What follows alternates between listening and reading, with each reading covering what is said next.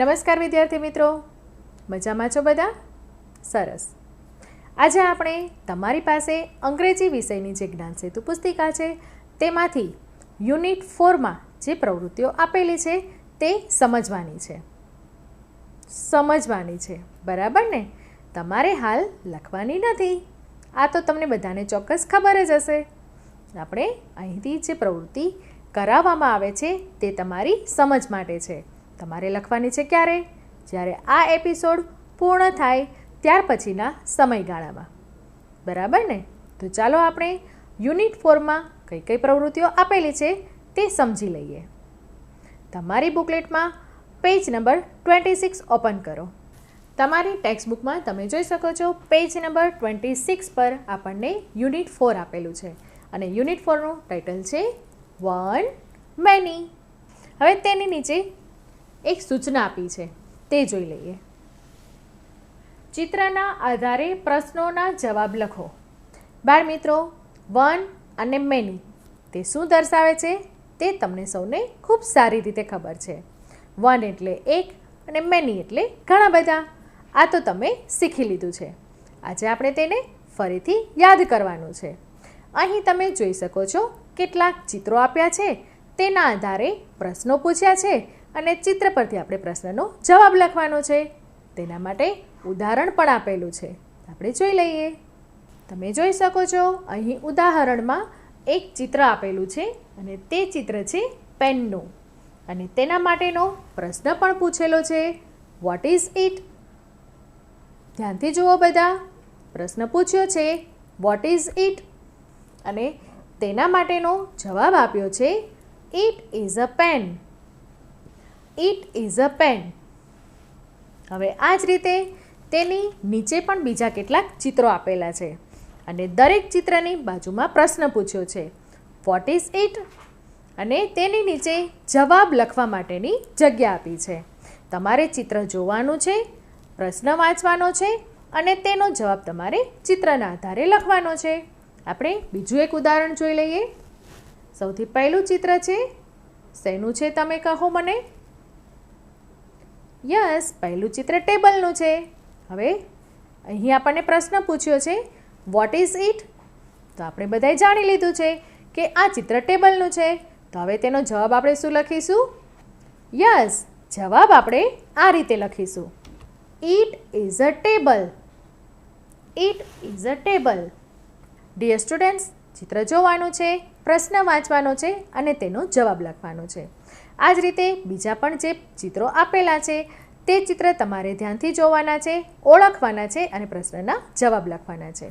હવે આપણે આગળની એક્ટિવિટી જોઈએ તે પહેલાં હું તમને એક વાત જણાવી દઉં. તમે તમારી બુકલેટ ધ્યાનથી જોઈ હશે તો તમારી બુકલેટમાં દરેક પાના ઉપર સ્પેલિંગ આપેલા છે. જુઓ તમે, જેમ કે આ પેજ ઉપર છે RED, રેડ. તમે જોઈ શકો છો સૌથી નીચે સ્પેલિંગ આપેલો છે RED, રેડ અને તેની બાજુમાં કેટલાક ખાના પણ આપેલા છે. આ બધા જ ખાનામાં આપેલ સ્પેલિંગ લખવાનો છે. એટલે કે રેડ સ્પેલિંગ જે આપેલો છે તે તમારે આ બધા જ ખાનામાં લખવાનો છે. તમારી બુકલેટમાં નીચે જે સ્પેલિંગ આપેલા છે તે તમારી લખવાની પ્રેક્ટિસ થાય તેના માટે છે. હવે આપણે જોઈ લઈએ આગળની એક્ટિવિટી. નીચેના શબ્દોની જોડ તમારા શિક્ષકની મદદથી મોટેથી બોલો. અહીં કેટલીક શબ્દ જોડીઓ આપેલી છે. શબ્દ જોડી ધ્યાનથી જુઓ તો ખબર પડે કે તે વન અને મેની દર્શાવે છે, એટલે કે એકવચન અને બહુવચન દર્શાવે છે. તો ચાલો આ શબ્દ જોડી હું અહીંથી જે પ્રમાણે બોલાવું તે પ્રમાણે તમારે બોલવાની છે. અ શોપ, શોપ્સ, એટલે કે વન શોપ, મેની શોપ્સ. હવે આ જ રીતે બાકીના શબ્દો પણ આપેલા છે. A toy, toys. A stall, stalls. A ball, balls. A book, books. A cat, cats. A dog, dogs. An apple, apples. A man, man. A woman, woman. A postman, postman. A policeman, policeman. A child, children. A leaf, leaves. A knife, knives. A foot, feet. બીજા શબ્દો પછીના page પર આપેલા છે તે જુઓ. An orange, oranges. A hand, hands. A kite, kites. A driver, drivers. A tooth, teeth. A deer, deers. A mouse, mice. An ox, oxen.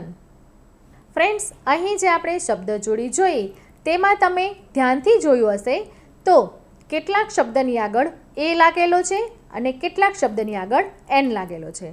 તેના માટેનો એક નિયમ છે તે આપણે જોઈ લઈએ. AEIOU અહીં તમે જોઈ શકો છો 5 લેટર્સ આપેલા છે અને તે સ્વર છે. જુઓ કયા કયા છે. AEIOU. આ જે 5 લેટર્સ આપેલા છે તે લેટરથી જ્યારે કોઈ શબ્દ શરૂ થાય છે ત્યારે તેની આગળ એન લાગે છે. તમને બધાને ખ્યાલ છે એ અથવા તો એન આર્ટિકલ ક્યારે લાગે છે? કોઈ વસ્તુ એક વચનમાં દર્શાવવા માટે એ અથવા એન આર્ટિકલ લાગે છે. અહીં જે શબ્દ જોડીઓ આપેલી છે તેમાં પણ તમે જોઈ શકો છો કેટલાક શબ્દોની આગળ એ છે અને કેટલાક શબ્દોની આગળ એન છે. હવે તમે ધ્યાનથી જોશો તો તમને ખ્યાલ આવશે કે જે શબ્દ AEIOU આ 5 લેટર્સથી શરૂ થાય છે તેની આગળ એન લાગે છે. જુઓ બધા આ યાદી ફરીથી. અહીં તમે જોઈ શકો છો પહેલી જે કોલમ આપેલી છે તેમાં સૌથી છેલ્લો શબ્દ તમે જોઈ શકો છો એન એપલ. શા માટે એન એપલ આપેલું છે? કારણ કે એપલ શબ્દ છે તે એથી શરૂ થાય છે. અહીં તમે એન ઓરેન્જ આપેલું છે. શા માટે એન ઓરેન્જ છે? કારણ કે ઓરેન્જ શબ્દ છે તે ઓ લેટરથી શરૂ થાય છે. ત્યાર પછી સૌથી છેલ્લો શબ્દ પણ તમે જોઈ શકો છો એન ઓક્સ આપેલું છે. કારણ કે ઓક્સ શબ્દ છે તે ઓ લેટરથી શરૂ થાય છે. અહીં આ નિયમ તમારે યાદ રાખવાનો છે. AEIOU આ 5 લેટર્સથી જ્યારે કોઈ શબ્દ શરૂ થાય છે ત્યારે તે શબ્દને એક વચનમાં દર્શાવવા માટે તેની આગળ એન લાગે છે. ચાલો આપણે તેના કેટલાક ઉદાહરણ જોઈ લઈએ. An apple, an elephant, an ice cream, an ox, an umbrella. અહીં તમે જોઈ શકો છો ઉદાહરણમાં જે દર્શાવેલા છે તે શબ્દો AEIOU થી શરૂ થાય છે અને તેટલા માટે જ તેની આગળ આપણે એન મૂક્યું છે. આર્ટિકલ એ અને એન. આની આટલી સમજ મેળવ્યા પછી હવે આપણે જોઈએ આગળની એક્ટિવિટી. ઉદાહરણ પ્રમાણે વાક્યો બનાવો. અહીં તમે જોઈ શકો છો ઉદાહરણ આપેલું છે તેમાં એક બેટ બતાવેલું છે અને તેની બાજુમાં જે બીજું ચિત્ર છે તેમાં 2 બેટ બતાવેલા છે અને તેની નીચે શબ્દ આપેલો છે. પહેલા ચિત્રની નીચે શબ્દ આપેલો છે અ બેટ એટલે કે એક બેટ અને તેની બાજુમાં જ્યાં 2 બેટ બતાવેલા છે તેની નીચે શબ્દ છે બેટ્સ. 1 બેટ, મેની બેટ્સ. હવે તેના પરથી નીચે વાક્યો પણ બનાવેલા છે તે જુઓ. This is a bat. These are bats. તમને વાક્યમાં કોઈ ચેન્જીસ લાગે છે? This is a bat. These are bats. અહીં ઉદાહરણમાં આપણે જોયું બેટ, બેટ્સ. તેના વાક્ય છે This is a bat. These are bats. સમજાયું બધાને? સમજાય જ જાય. તમે આ પણ પહેલાં શીખી લીધું છે. બેટ, બેટ્સ, એક વચન, બહુવચન. હવે આ જ રીતે નીચે પણ જે ચિત્રો આપેલા છે તેના આધારે તમારે વાક્ય બનાવવાના છે. પહેલું ચિત્ર આપેલું છે જીરાફ. જીરાફ, જીરાફ્સ. 1 જીરાફ, 2 જીરાફ્સ. હવે આપણે આ ચિત્રોના આધારે અને આ શબ્દોના આધારે વાક્ય બનાવવાનું છે. સૌથી પહેલું વાક્ય કયું બનશે? કોણ કહેશે? Very good. અહીં વાક્ય બનશે ધીસ ઇઝ અ જીરાફ. અને બીજો જે શબ્દ આપેલો છે જીરાફ્સ, તે ચિત્ર અને શબ્દ, તેના માટે કયું વાક્ય બનશે? These are giraffes. બાળમિત્રો, આપ સૌને આ ઉદાહરણ જોયા પછી ચોક્કસ સમજાઈ ગયું હશે કે આ એક્ટિવિટીમાં શું કરવાનું છે. અને મેં તમને પહેલાં પણ જણાવ્યું હતું તે પ્રમાણે તમારી આ બુકલેટમાં સૌથી નીચે કેટલાક સ્પેલિંગ આપેલા છે. તમે જોઈ શકો છો આ પેજ પર પણ એક સ્પેલિંગ આપેલો છે. બધાએ લખવાનો છે ને? યસ. અને તે પણ ખૂબ સારા અક્ષરથી. બરાબર? એ તો તમે લખવાના છો. ઓકે. હવે આપણે જોઈએ તમારા નેક્સ્ટ પેજ પર પણ કેટલાક ચિત્રો આપેલા છે અને તેના પરથી વાક્ય બનાવવાના છે.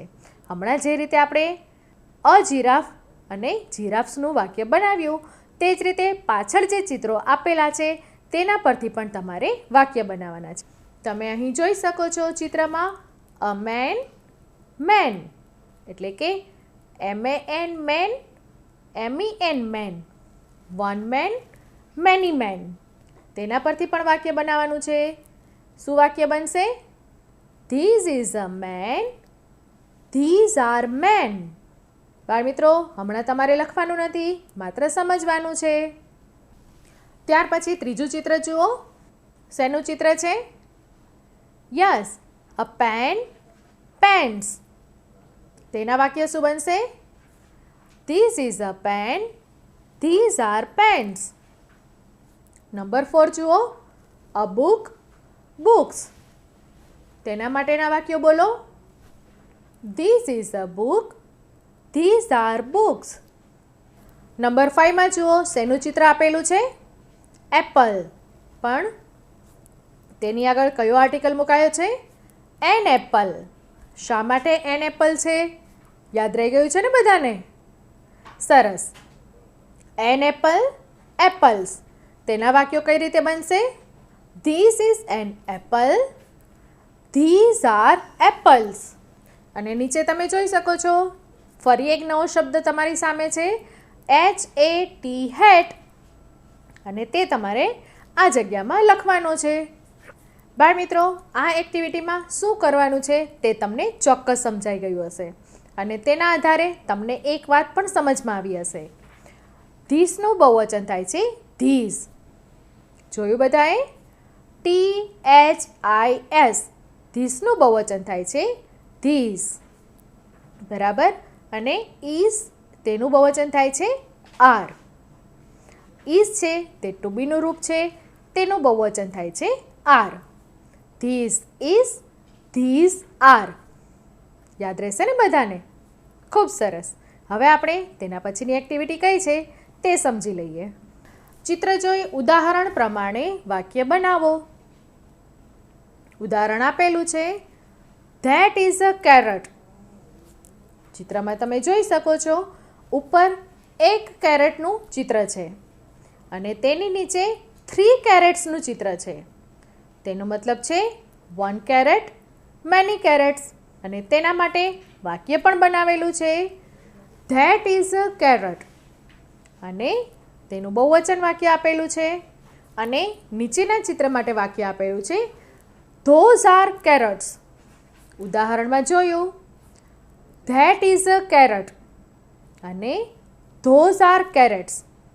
તેનો મતલબ છે 1 કેરેટ, મેની કેરેટ્સ. ને તમે અહીં જોઈ શકો છો ચિત્રની આગળ એક આ રીતનું પોઇન્ટર બતાવેલું છે.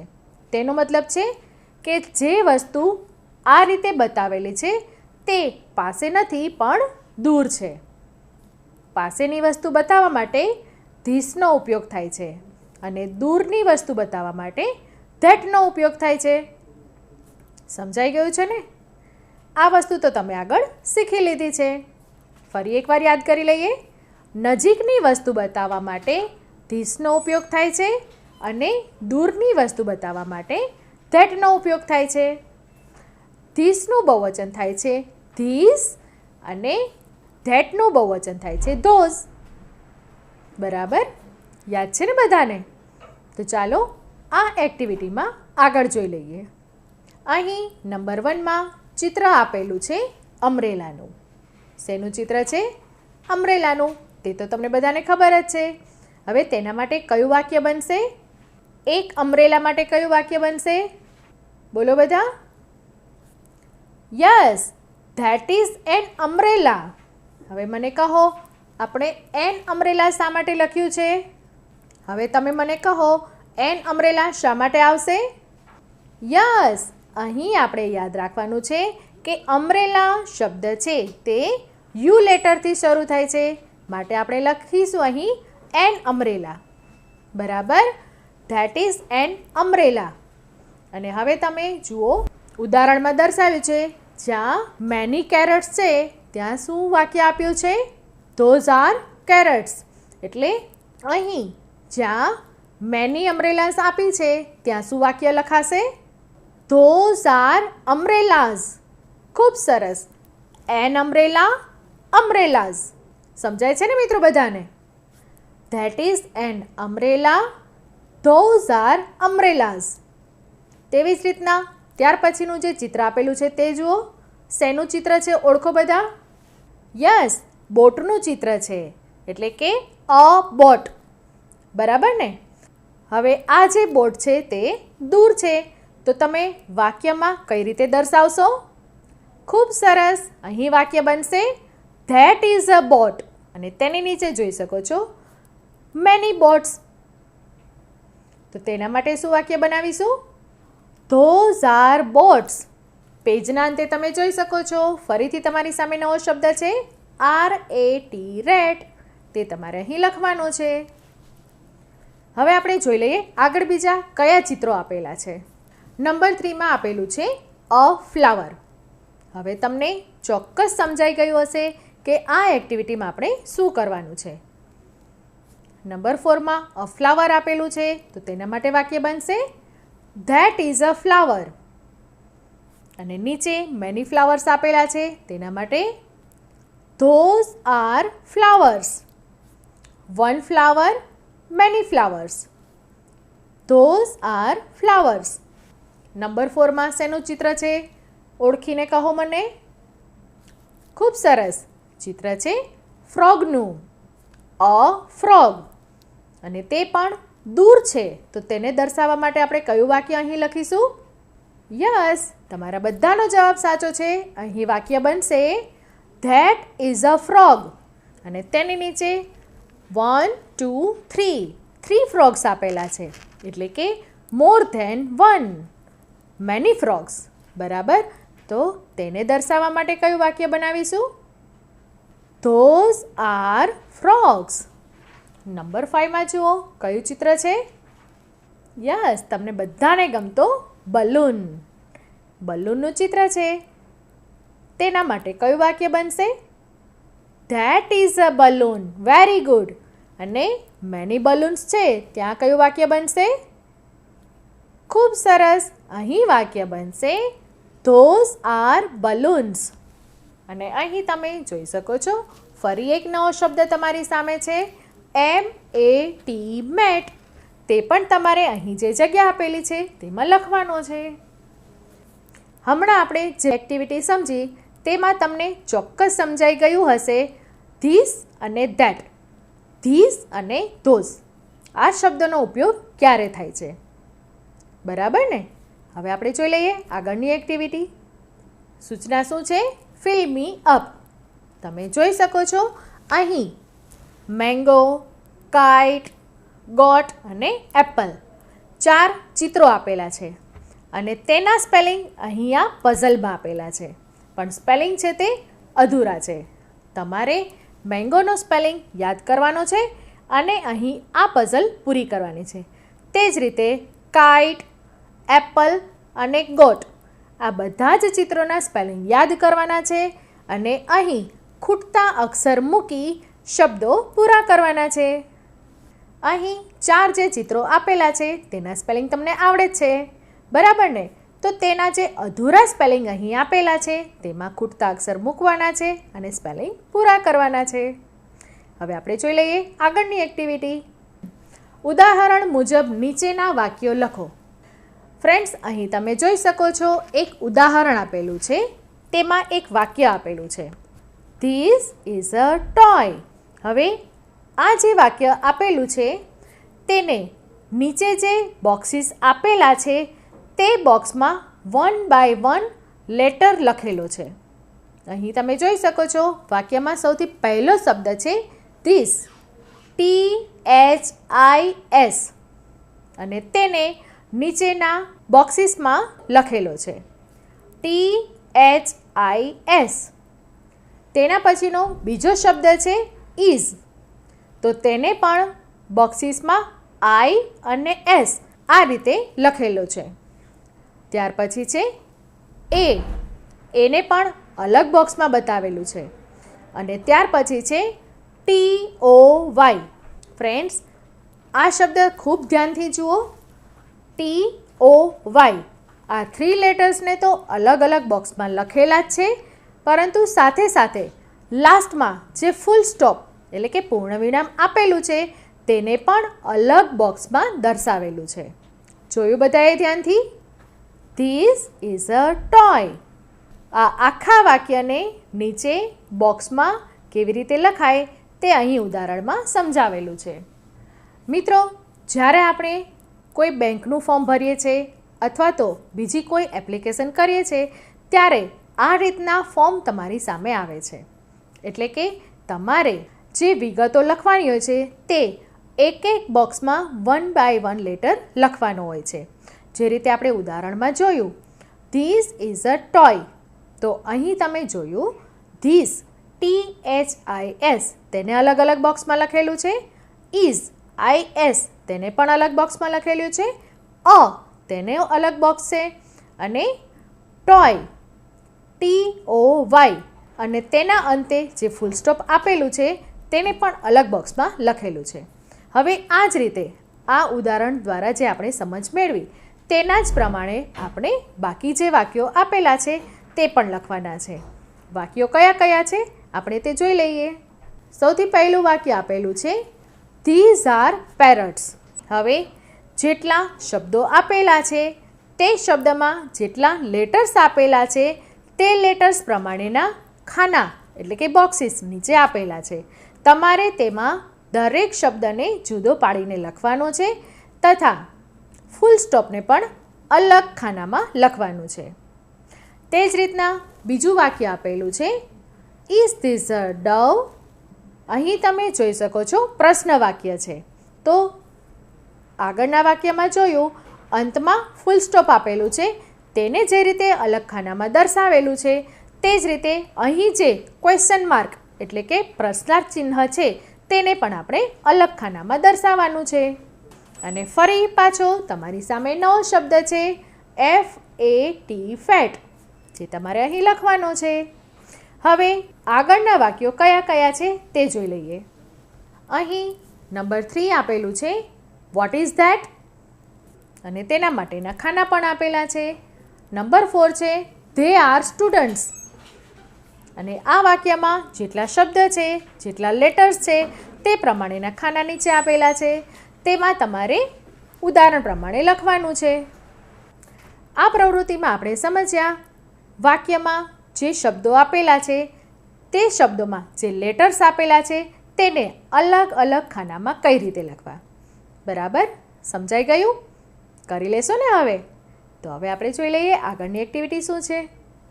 ઉદાહરણના વાક્યો ધ્યાનથી વાંચો અને ખાલી જગ્યામાં વિગતો પૂરો. ઉદાહરણ શું છે તે જોઈ લો. એક ચિત્ર આપેલું છે અને તેની બાજુમાં પ્રશ્ન પણ પૂછ્યો છે અને તેનો જવાબ આપેલો છે. ચિત્ર છે કપનું. પ્રશ્ન પૂછ્યો છે વોટ ઇઝ ધીસ, અને તેનો જવાબ આપેલો છે ધીસ ઇઝ અ કપ. તેવી જ રીતના બીજું જે ચિત્ર આપેલું છે તેમાં 2 કપ્સ આપેલા છે અને તેનો પ્રશ્ન પૂછ્યો છે વોટ આર ધીસ?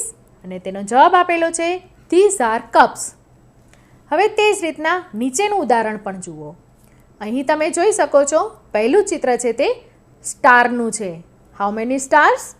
1 સ્ટાર. અને તે દૂર છે માટે તેના માટે પ્રશ્ન પૂછાયો છે વોટ ઇઝ ધેટ? અને તેનો જવાબ આપેલો છે ધેટ ઇઝ અ સ્ટાર. તે જ રીતના તેની નીચેનું ચિત્ર જુઓ. આ બોક્સમાં 4 સ્ટાર્સ આપેલા છે અને તે પણ દૂર છે માટે તેના માટે શું પ્રશ્ન આપેલો છે? What are those? જવાબ છે ધોઝ આર સ્ટાર્સ.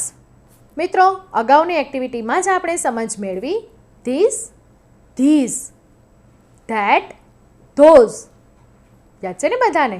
તો તેના જ આધારે આ પ્રવૃત્તિ પણ કરવાની છે. યાદ છે ને બધાને? તો ઉદાહરણ તમારે ફરીને ધ્યાનથી વાંચવાના છે, સમજવાના છે અને તેના આધારે આ પ્રવૃત્તિ કરવાની છે. કયા ચિત્રો છે જોઈ લો. અહીં 1 ટ્રી, મેની ટ્રી અને આ ચિત્ર છે તે નજીકનું છે. પ્રશ્નમાં તમે જોઈ શકો છો. તમારે માત્ર તેનો જવાબ લખવાનો છે. અને આ પેજ પર પણ એક બીજો સ્પેલિંગ આપેલો છે FAN. તે તમારે અહીં લખવાનો છે. હવે બીજા કયા કયા ચિત્રો આપેલા છે તે આપણે જોઈ લઈએ. અહીં તમે જોઈ શકો છો નંબર 2માં ચિત્ર આપેલું છે તેની સાથે પોઇન્ટર પણ આપેલું છે. તેનો મતલબ છે તે જે વસ્તુ છે તે દૂર છે.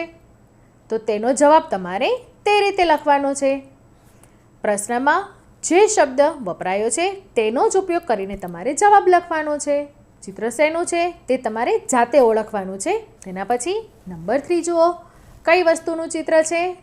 યસ, ચિત્ર તમે ઓળખો જ છો અને તેનો જવાબ કઈ રીતે લખવાનો તે પણ તમને સમજાઈ ગયું છે. બાળ મિત્રો, આજે આપણે તમારી અંગ્રેજી વિષયની જ્ઞાન પુસ્તિકામાંથી યુનિટ 4માં જેટલી પણ પ્રવૃત્તિ આપેલી છે તેને સમજવાનો પ્રયત્ન કર્યો છે અને મને આશા છે કે તમને ચોક્કસ તે સમજાઈ ગઈ પણ હશે. અને હા, જો તમને હજુ પણ સમજ ના પડી હોય તો તે પૂરી કરવા માટે તમે તમારા માતા પિતા, તમારા મોટા ભાઈ બહેન કે મિત્રોની મદદ પણ લઈ શકો છો. બરાબર ને? ફરી મળીશું નવા એપિસોડમાં નવી એક્ટિવિટી સાથે. ત્યાં સુધી આજે જે પ્રવૃત્તિઓ સમજી છે તેનું લેખન કાર્ય કરો અને સુરક્ષિત રહો.